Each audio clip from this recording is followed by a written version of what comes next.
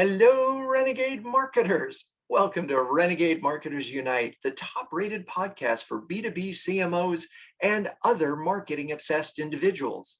All right, folks, you're about to listen to a bonus huddle, a specially curated huddle that we run once a month with experts sharing their insights into the topics that are most important to our huddlers.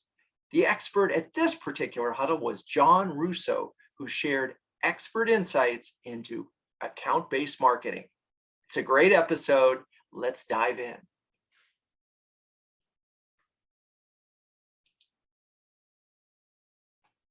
ABM, three initials that come up in many of your strategic plans.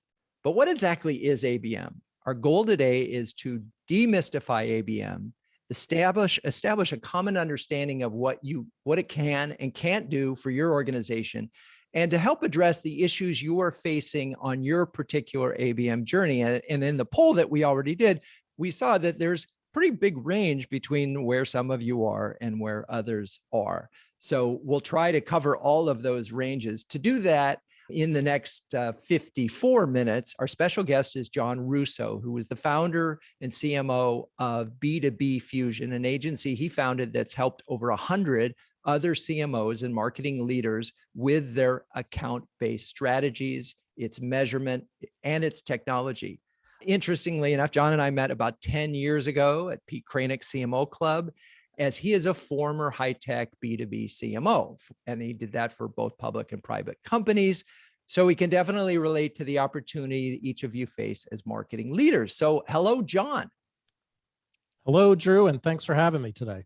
Oh, I'm excited. It's funny because we were together and reminded on a webinar just about ABM and some research that we had done with Conversica, and Rashmi is here today listening. So it's very cool to see it's such a small world, how these things add up. Anyway, you've helped marketers execute so many different ABM programs. For the purpose of this discussion, can you just define what ABM is?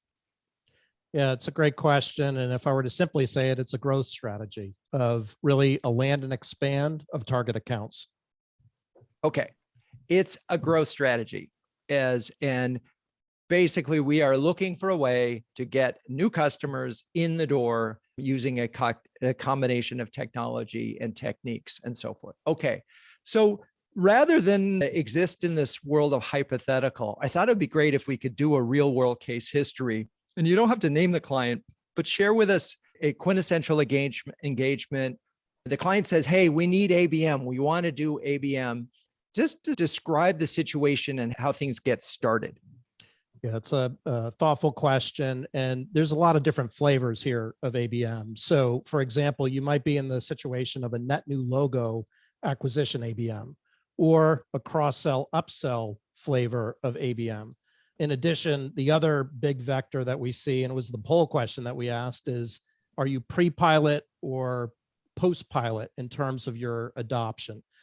The pain points that we typically hear are usually around the pilot process. And the pre-pilot process is usually a question of how do I go faster? What do I do next? The post-pilot is more around how do I do better? And being transparent, it's usually after a failed attempt at a pilot and kind of a reset of, wow, we didn't realize what this was like. So now let's try to reiterate and pivot from that point. But to answer your question, those are broadly the kinds of scenarios that we hear in the industry when people either talk to us and directly engage or just talk to us overall to figure out what's going on in the market. Yeah, and let me interrupt you for a second because it makes a lot of sense. If someone gets a pilot going on their own and it's working, they're probably not going to call you. True. But I suspect that a lot of times there are a lot of surprises when you go to execute an ABM program. And I think for the purposes of this conversation, let's at least start from a case standpoint on the net new logo. Because there aren't many CMOs in CMO huddles who are saying, gee, I only want to grow existing customers. Most of them have acquiring new logos as a fundamental part of their remit to the organization. So in that context of ABM, let's just get into an example of how this thing rolls out and some of the challenges. Yeah, it's a great place to start. And I think you're exactly right. A lot of people or a lot of companies, particularly the SaaS-based companies, are wanting to go more up market, right? They're wanting to penetrate the enterprise. And in a lot of cases, going into the enterprise is a net new way of selling or approaching things where they might have a smaller ASP, call it 25K a year. All of a sudden they're like, hey, we want to do six-figure deals, or we've had success with a couple of these. So they're trying to swim more up market. The couple leading indicators of success or beginning to lay the foundation, one is the identification of the target accounts. There's kind of pros and cons on target accounts, which we can get into a little bit later, but there's got to be some sort of agreement and focus on who you're going after, why you're going after, and then also a recognition of, does that data exist in your instance of Salesforce or your marketing automation for you to actually go after and go market? There's a bit of a process there. That process can take anywhere from, call it 1 to 3 months time in a condensed time period of really shaking out the accounts, figuring out who to go to, who to go after. Then the second question is, what exactly is the strategy? Is it a one-to-one, one-to-few, one-to-many? There are varying degrees of investment, commitments, both in people and resource to reach those. But I think for the sake of our discussion today, let's assume that it's more of a one-to-many strategy, because a lot of these companies that are embarking on an account-based strategy, we find already have a lead process in place. So they're going very broadly and reaching the market very, very broadly. And now they're at the maturity curve of saying, okay, now that we're doing that, we want to shift up to ABM, and that one-to-many is a logical approach there. The next question that comes up is in and around, typically around technology. It really should be business process. And this is where correctly, a lot of people identified, half the audience or over half the audience identified business process as being a major issue. But oftentimes what we find is companies are out shopping in and around the technology, and they're purchasing that technology, or they're in inevitable conversations with colleagues, with vendors, just trying to get educated, because we're all trying to get smarter in this area. That's the typical cadence that we go down. At the same time, the company's producing content, they're trying to figure out the right cadences. And oh, by the way, there's a whole sales process and a sales methodology to get involved with. The last thing I'll leave with you on the sales piece is a good analogy that I sometimes use is by embarking on an account-based strategy, you're asking your sales team to go from a beat street cop to a private detective, meaning they're having to assimilate a lot of information and to sell into an enterprise, which is potentially a very different motion than what they're used to, like a singular motion or a singular outreach. So it's not a trivial ask of sales, even though your head of sales will say, yeah, let's go do ABM. That's the easy part. The hard part is that transition from beat street cop to private detective, and how you enable that organization really matters on your ABX journey. Okay, there were any number of things I want to unpack there. The first thing I just want to, it's almost always the case, if I put on my direct marketing hat, the data part, if you don't have the right data up front of both the companies and the people in the companies, that's problematic for sure. And that's always true with any form of direct marketing like this. And I'm just wondering, these days, with all these resources available from third-party data and any first-party data you might have, I'm imagining that getting clean data is not that hard. It might take some scrubbing and some time, but it's definitely doable. I'd say your mileage varies. And I say that because we've got clients today that have really good data, and you'll never be perfect on data. You never, ever want to be perfect. The big challenge today is everybody's changing jobs. So trying to keep up with that in your database. And oh, by the way, the other challenge is the buying committee, according to Gartner and according to everybody on this call, whom I'm sure your experience, the buying committee is expanding. It's a doable problem, but it requires some sort of leadership, some sort of measurement, some sort of attention that's paid at a detailed level of what to do with data. And we're marketers. Like, I didn't necessarily grow up in the day and age of really scrutinizing data. I've become very, very data savvy with the tools, but it's a learned habit. It's not something that really comes natural to a lot of us. So yeah, it's solvable, but you got to put some elbow grease to get really behind it. And the thing that I heard that's really important, it's not enough to get your list, get it nice and clean. It's the kind of thing that probably needs to be updated weekly and verified. And given the amount of investment ultimately you're going to be making against each of these targeted accounts, it's really important that you spend the time, and it is worth the time, I'm hearing you say, to get that data as good, not to 100%, but get it to a pretty high level of confidence, right? Yes. Okay. Absolutely. All right. Absolutely. So Otherwise, that was, go ahead. you're investing on things that aren't going to convert. So yeah, you're 100% right. Okay. So we've got the data. And then one of the things you talked about is the one-to-many.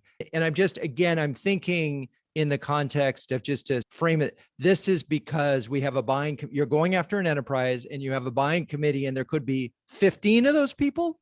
Right. I would say on average, and Gartner will say 12 to 15 or somewhere in that order of magnitude. Right. It has definitely increased pre-pandemic to post-pandemic. And every year it just seems to be going up and up and up, which is why it makes it so convenient to own an ABM platform like John's or others, because if you think about the technology, the marketing automation is really designed at the person level.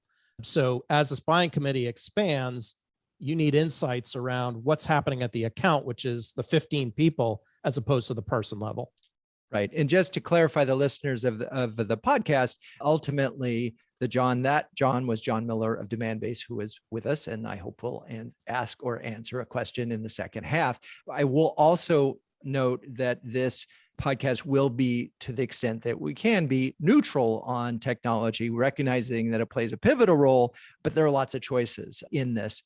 But before we get to technology, it feels like there's a fundamental change in process that you talked about, going from the beat cop to the detective, but there's a mind shift and a relationship shift that ABM forces on marketing and sales. Can you talk a little bit about that and how that usually works out? And it seems to me that's also probably one of those points where they come to you because it failed, because sales and marketing weren't aligned. Yeah. And this is something, even as a CMO, I was guilty of too. We tend to speak a lot in our own language. We use a lot of terms and terminology that really excites us. So for example, intent data, account scores, lead scores, MQLs, all of that terminology really resonates with this crowd. What we have found through the 100+ experiences is you really have to simplify things for sales. And so the key element that we focus on is one unit of currency, the marketing qualified account.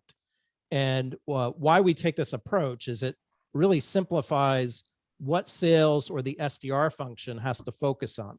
So let me give you, for example, rather than showing how the sausage gets made, meaning the account score, the lead score, inbound, intent data, engagement, all of that's important, but that's how the sausage gets made into that marketing qualified account. What we've learned over time is if you produce the marketing qualified account and it's agreed to by the sales function as to what that definition is and who is doing what to whom, it simplifies things immensely for the sales people to then take action. Now they can unpack that marketing qualified account and they can be the private detective that can begin to assimilate some of that information underneath the marketing qualified account. And you can enable a rep and show them how to go do that. But rather than getting lost in a lot of the vendor speak out there on the different capabilities and terminology, our thought process is bring it all into the marketing qualified account, simplify it, and then present it over to sales. Now, it's very easy to say that. There's a fair amount of process that needs to go behind that. A lot of that process also maps to how your selling motion works, whether you have product-led growth, whether you have an enterprise cold to close function, or if you have cold to qualify functions, or if you have partners. There are different ways that you have to think about that. So the process piece becomes really important in that simplification of the marketing qualified account. So I want to make sure that, so it's funny. So when we talk about marketing qualified account, part of the upfront part of ABM is to identify a certain number of what you hope will become marketing qualified accounts. But to get to a marketing qualified account, these are definitions that I'm imagining each company would make. But for you, a marketing qualified account is what they are actually shopping for this. You have enough. What does that look like? Yeah, that's a really thoughtful question. You can unpack this a lot of different ways, but the marketing qualified account could include a lead. So your lead-based process, which 7 out of 10 people on this call have an existing lead-based process that they're measuring, it works. So the lead might be an ingredient in that marketing qualified account that you want to capture. Another part might be engagement. So for example, we don't have events like we once did, but you might have people engaged on a website, on a webinar, perhaps in a virtual event. In the kind of the aggregation of that engagement could also qualify that account for sales to go after and really rip into.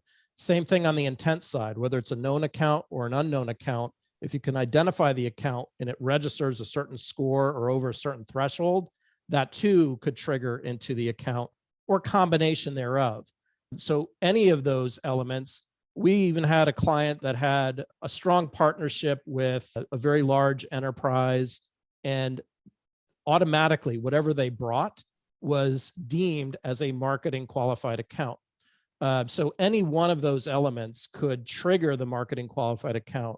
What we do though is suggest that sales, your SDR function, and marketing, and we facilitate this kind of conversation, are involved in the process of defining what that marketing qualified account is. Like, what are all the inputs? Once you have all the inputs in, then we're producing the simple go after this aspect. There's some level of system configuration that has to occur in Salesforce, but it's light lift, and it makes it so the sales experience is very much simplified as part of going after that marketing qualified account. So to answer your question, there could be a lot of different ways that you could feed into that marketing qualified account. So in some ways, it's going to be obviously dependent on the business. And I'm imagining it goes like this, and I'm completely speculating, but you define this and you give it a score. And we're just going to say, for argument's sake, if the score is 25, they're now what's considered a marketing qualified account. And then I'm also imagining that 3 months, 6 months later, those marketing qualified accounts either become sales or they don't. And then you go back and you redefine what really is a marketing qualified account based on actual results once you've gone through a cycle or two or ABM. Does that happen? 100% that happens. And I would go one step further with that, Drew. If I had time, I could show you an example of a dashboard we created in Salesforce on the tiering side of things. So, we didn't talk about this earlier, but as part of your target account focus, you're also calibrating not only the MQA, but who are the right companies in the right tiers. Typically, companies have a hypothesis, just like they have a hypothesis on the MQA, they'll have a hypothesis on the tiering. And we're finding that you definitely need to go back and revise with updated information based on what you're gathering. We had one client as an example that we tiered 4 buckets. 1 through 3 were the focus, and 4th was the hodgepodge. We started collecting a lot of data in that hodgepodge tier, and we realized there were 2 vertical markets that were coming in with engagement type criteria, like they were triggering the MQA, but they weren't part of the target account list for sales to focus on. So by unpacking it, we found that healthcare and financial services were the biggest contributors of that process. So the company changed their strategy, their annual strategy, to go focus on those vertical markets based on the data that we were providing them in the dashboarding. And that's why, to your point, you never quite arrive at this. You have a hypothesis and you're continuously improving upon that hypothesis.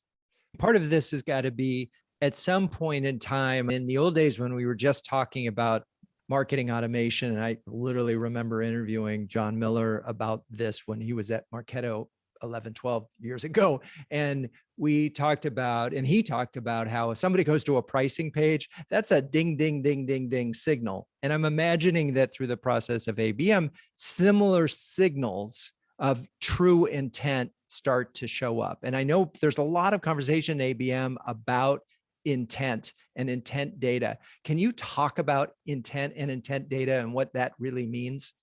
Yeah, good question. And Melissa, there's a good article there that you may want to drop in chat if you already haven't done. I had written an article about the different variations of first party, second party, and third party intent data. Once again, I'll go back to we try to simplify things. So what we found with intent data with sales organizations is it can sometimes go over their heads. And so we see intent. There are a lot of different use cases for intent data. We see intent with the sales side of an ingredient in that marketing qualified account cake. But if you go back to the marketing use case, you can do some really sophisticated targeting, both from an ad perspective, from an email campaign perspective.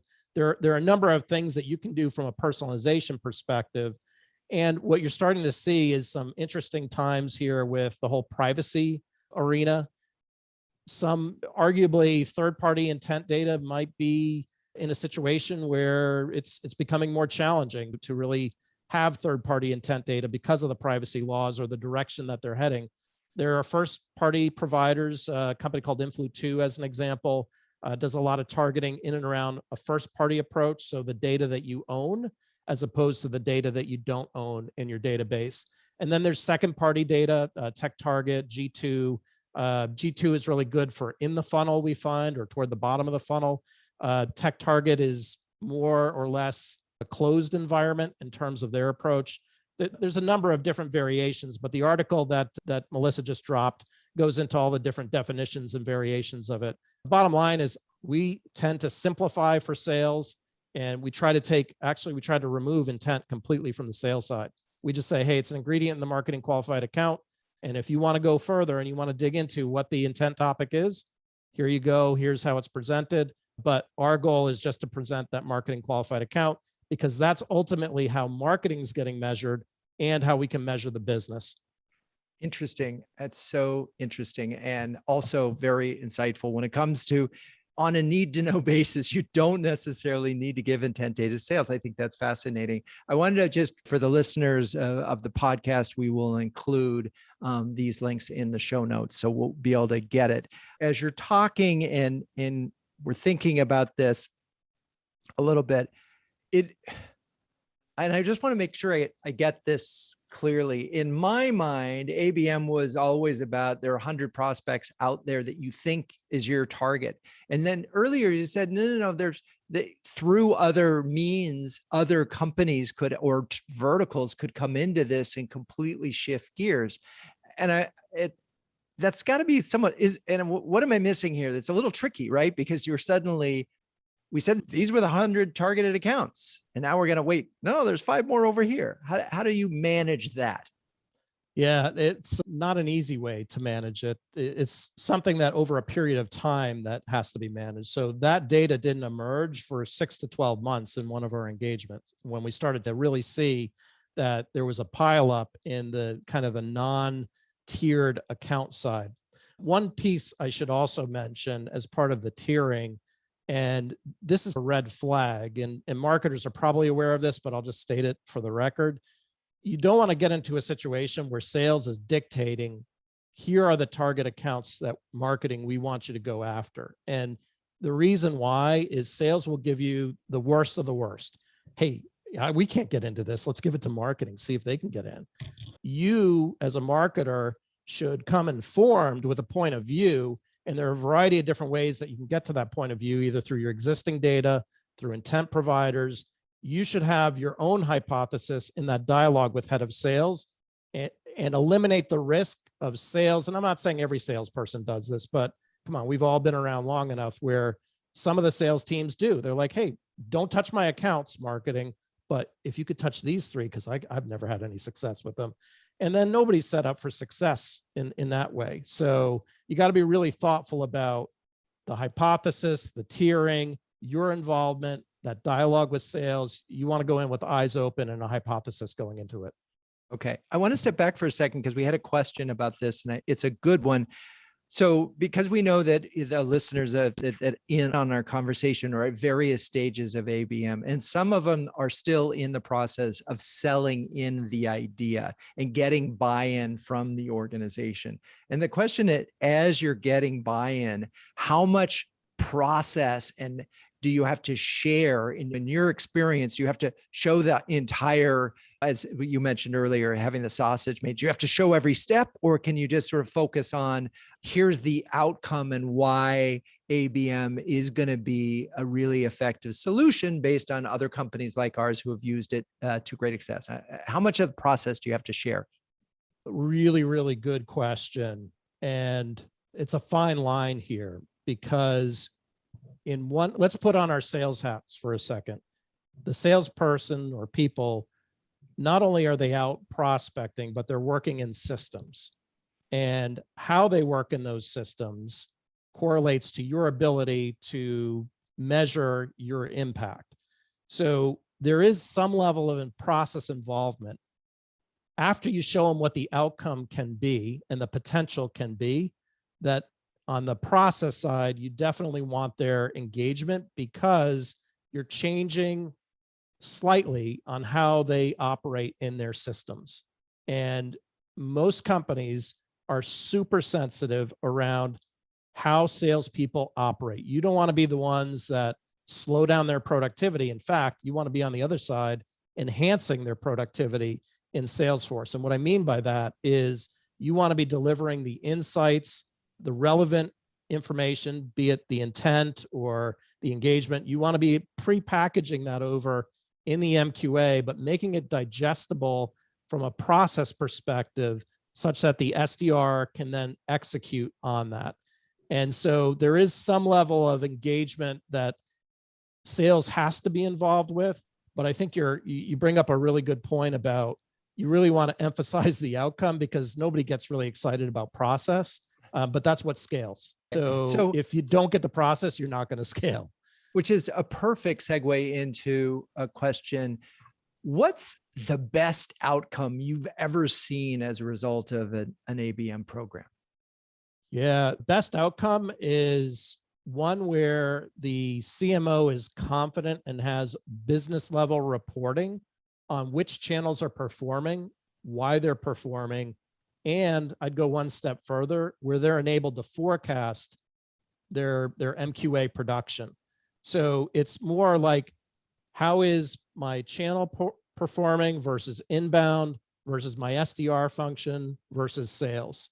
So in one funnel, they have the ability to have a business level conversation to say, here's what's contributing to the bottom line of the company, where you can actually see from start to finish what the business impact is. That has probably been one of the most light bulb moments for us to say, wow, this is really game shifting. It goes one step further in that not only do you have that funnel, but if you have the ability to forecast what you're going to be contributing to the business, that's helpful too in the board discussions or even at the C-level to say, hey, this is what we think we're going to hit next quarter, next year. To have that all in Salesforce without having to go through iterations in Excel, that is hugely powerful.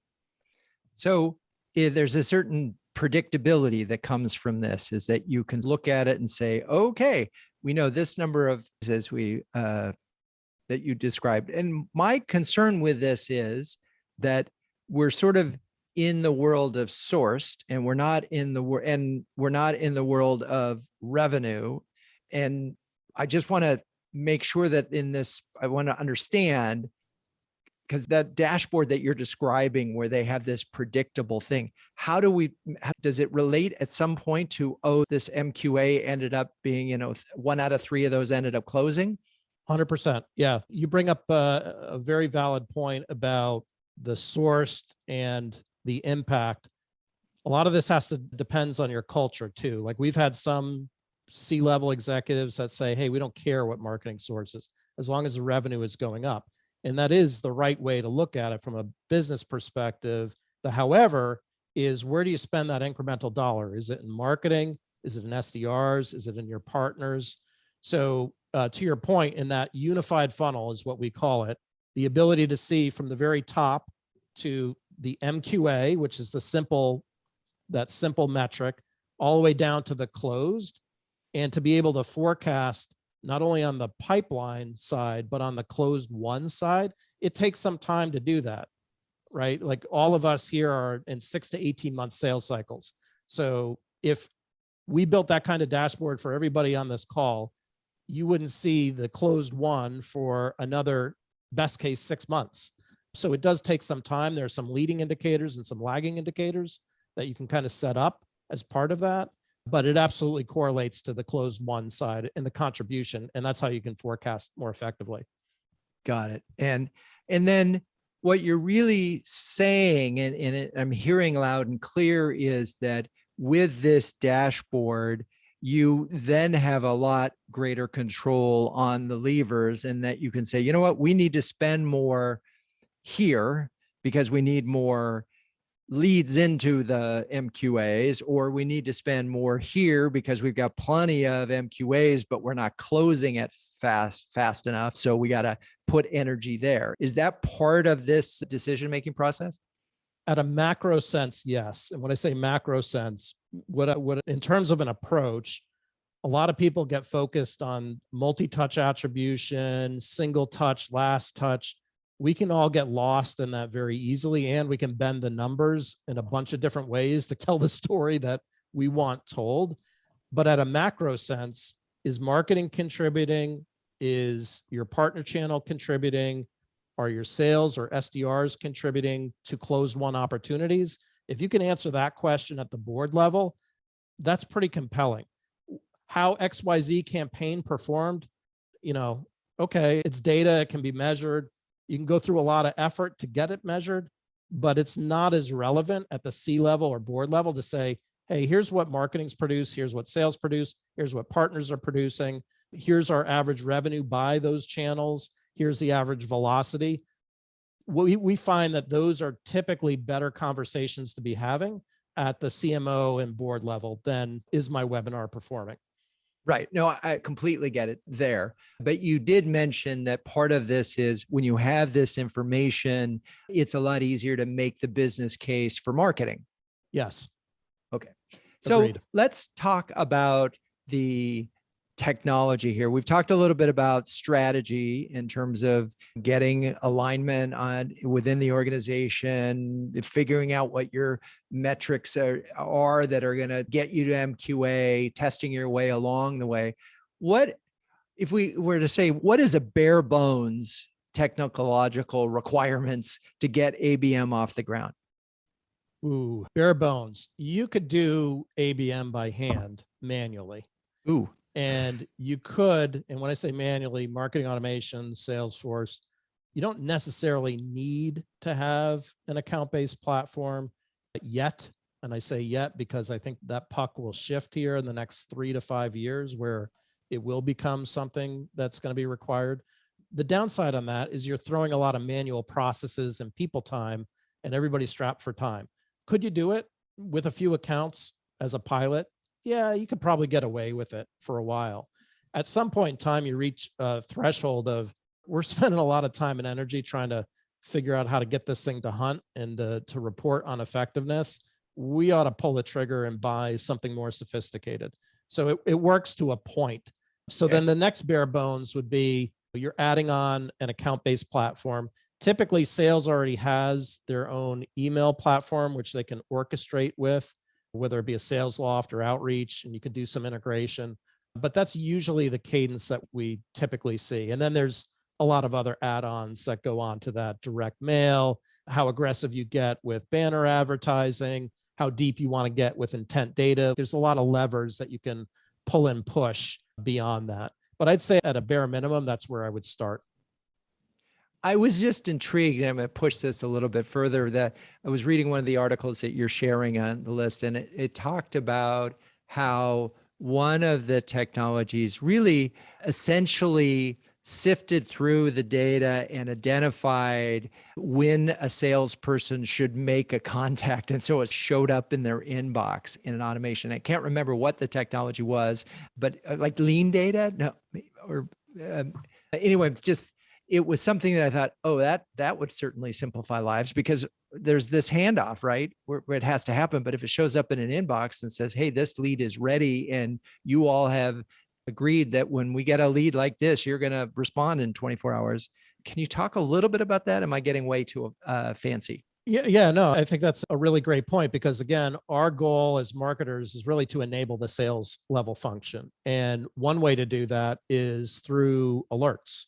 And the platforms, once you get to that beyond the bare bones and you decide to make that investment of account-based platforms, and I think when we looked at the data coming into this call, roughly call it 20% had those account-based platforms, 80% of the attendees did not. So a lot of you might be in that kind of pre-decision making mode right now of bringing those platforms on.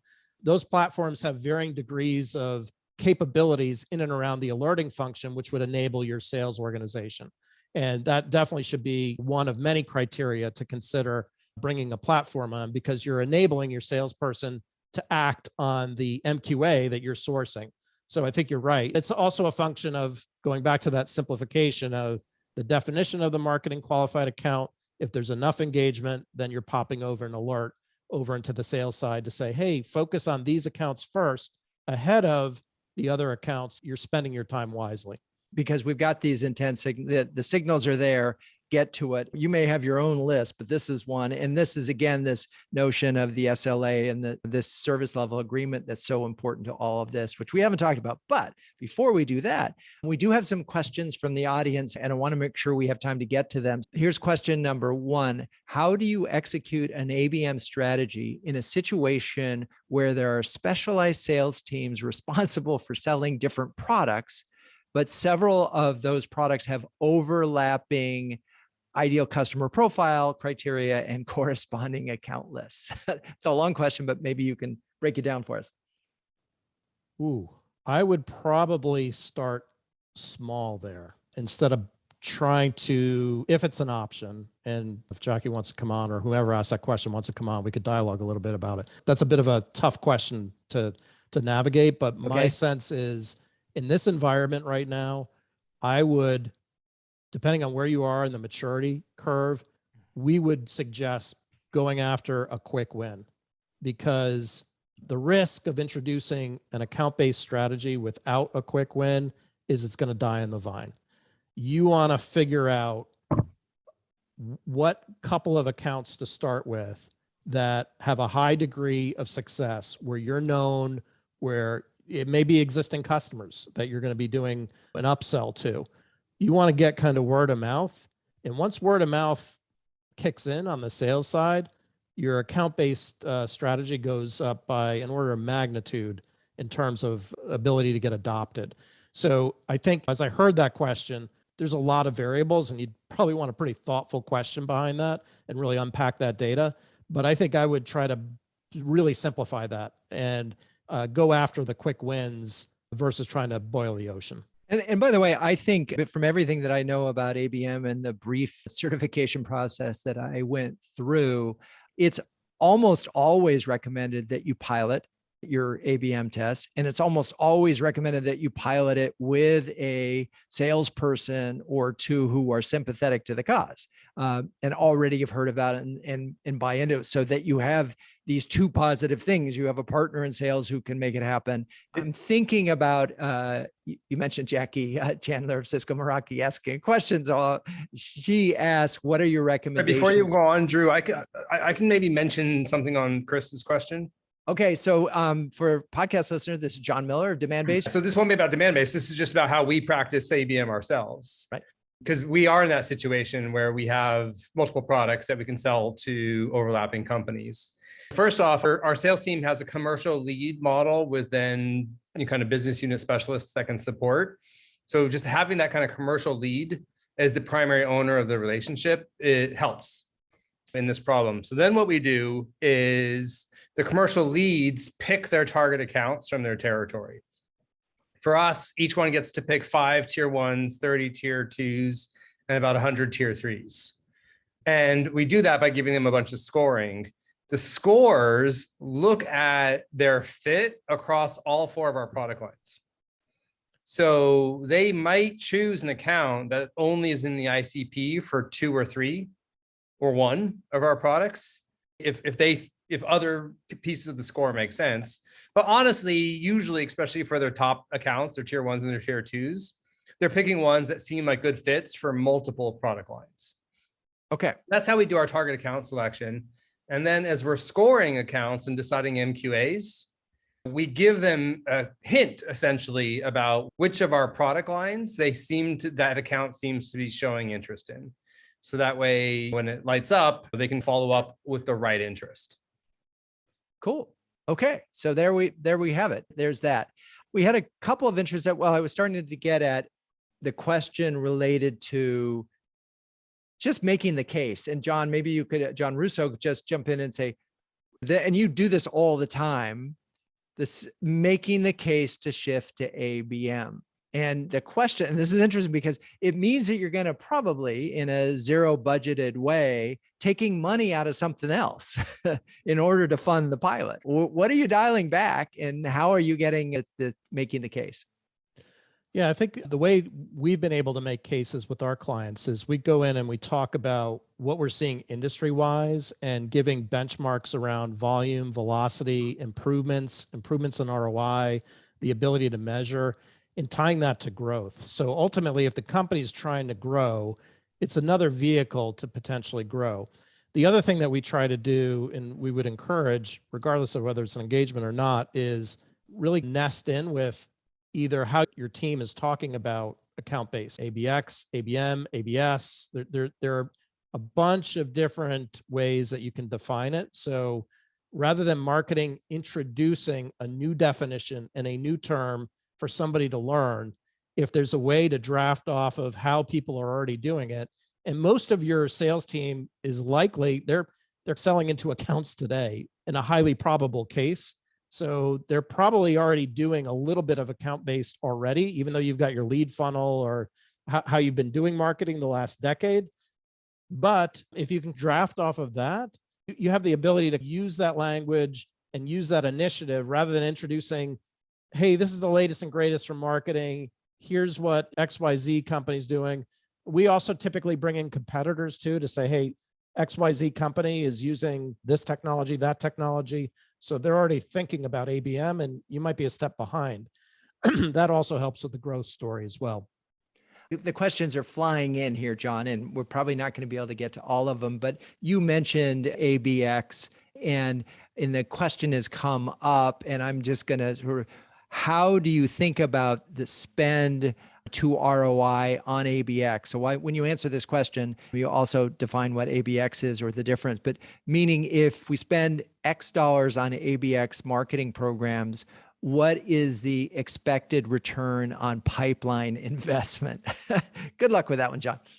Ooh, yeah. I don't know if I have a clear answer on that other than I can give benchmarks to say, here's generally what people see. And it's going to be too generic. Like the generic thing is going to be, hey, there's no waste in account-based investments because you have to be really, really focused to drive a true account-based program versus kind of the spray and pray approach and hope that something sticks. Here you're doing a level of customization.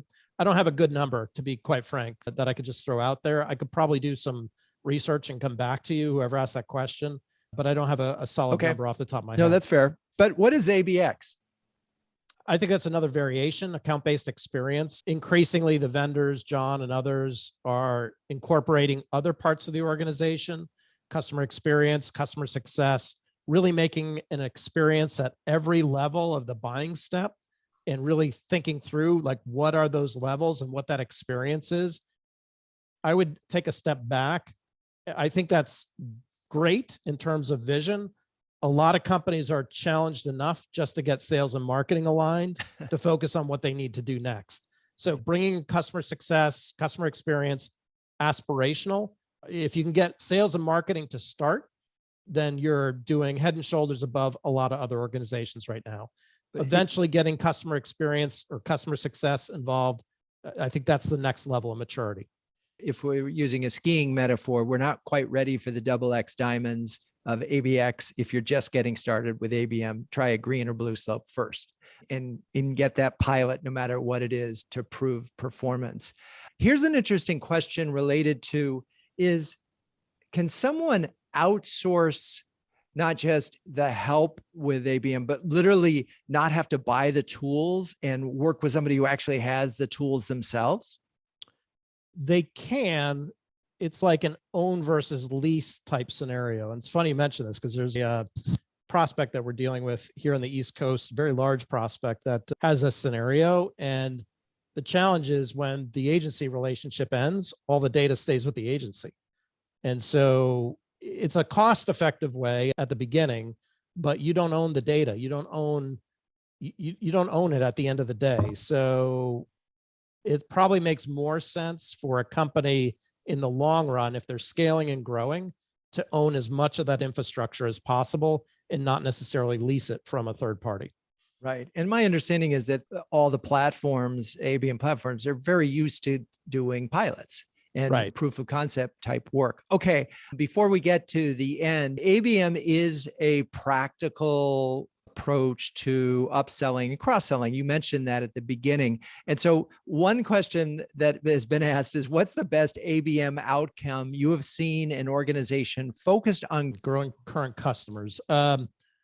So every week I run these weekly conversations called Account-Based Fridays, actually with John's former head of marketing at Engagio. She was also the head of research at Serious Decisions. And we interview leaders beyond just our clients. We interview anybody who's had account-based experiences. And the two that I'd share or recommend listening to for that question would be the Google Cloud one and Snowflake as well. Snowflake a little less because they're doing a little bit more on the acquisition, but the Google Cloud would be a really good example. And that also gets into the one-to-few domain and potentially the one-to-one domain versus the one-to-many domain. And that's typically the customer upsell and resell. We see more focused, I'd say, generally speaking, at the one-to-few or one-to-one type scenarios. We are getting close to the end of the hour, and we do tend to, and obviously we were never going to be able to answer all of the questions that everybody had or get a complete thing, because this is a wily subject. This is one that clearly takes a great deal of time to become an expert on, and you start small. Rather than even talk about the future of this thing, let's just start to summarize. If we look at strategy and planning, a few key takeaways, and we'll go through our sort of checklist of people, process, and technology. John, give us just a couple of expert tips as we head out. Yeah, I think a couple things that we talked about today that I would really think about in terms of where you're at in the maturity curve really depends on every company here is going to be at a different point. So broadly speaking, select your accounts and have a point of view on that. Don't show up to that conversation and have sales dictate which of those target accounts to go after. Once you get past that stage gate, you may want to be considering an account-based platform, or you may want to wait until you figure out who you're targeting, how you're targeting, and what the definitions are between sales and marketing, and figure out what you're going to measure. Once you get to that point, then you may want to filter in an account-based platform. The other reason to do that, which we didn't cover earlier, is it avoids the question from the CFO of what's the time to value we can expect on the platform. And that's going to be like nails on chalkboard to John. But we find that a lot of companies, that question gets asked right out of the gate when you start plunking down a lot of money on an account-based platform. There's a certain amount of readiness that can happen in advance of then getting that platform. So when you get the platform, you shrink the time to value and you're able to impact that much quicker. I would say that's where I would focus. And then the last thing I would focus on, and again, we didn't spend a lot of time talking about this. 7 out of 10 of you have a lead-based model. I think it can coexist with an account-based model.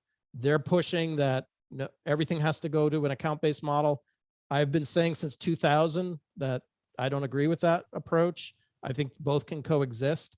But the bottom line is you want to simplify and really focus on the marketing qualified account as the unit of measurement between sales and marketing.